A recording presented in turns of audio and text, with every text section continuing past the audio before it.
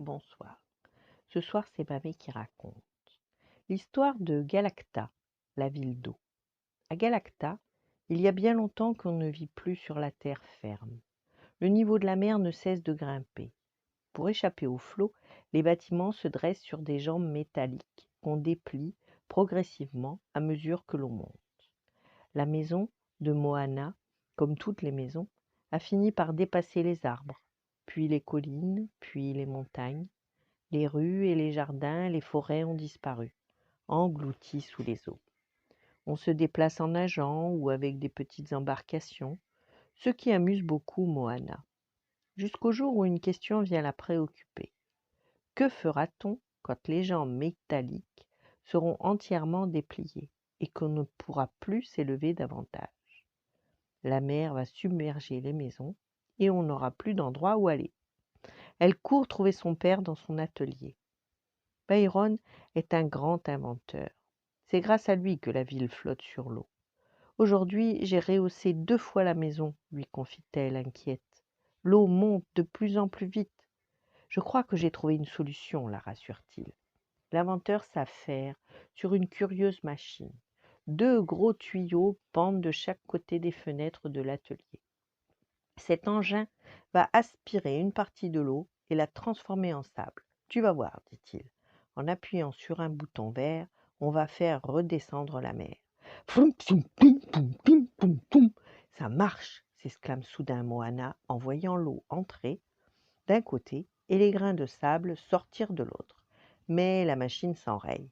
Byron ne parvient pas à l'arrêter et le sable coule, coule, coule. Galacta ressemble maintenant à une ville en plein désert. C'est le comble, observe Moana. Maintenant, on manque d'eau. Je vais inverser le processus pendant quelques secondes pour obtenir le bon équilibre, explique son père. Mais une fois lancée, la machine capricieuse ne veut pas s'arrêter.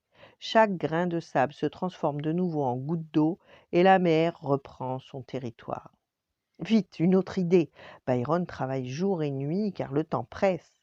Un matin, Moana lui annonce la nouvelle redoutée. Les jambes métalliques sont tendues.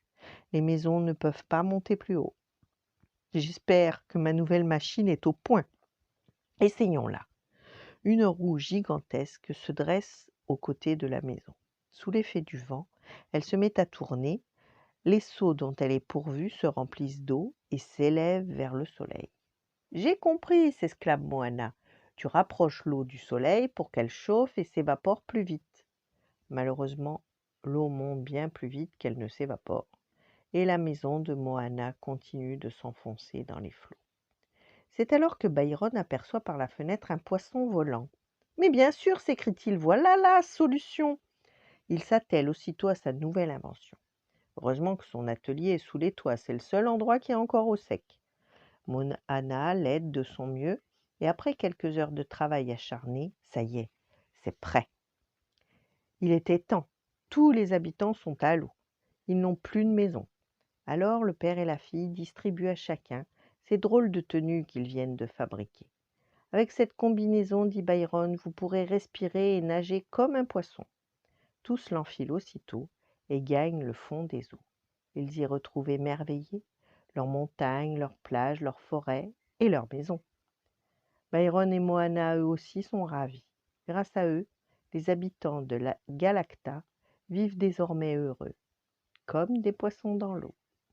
Voilà, bonne nuit, faites de beaux rêves et à demain.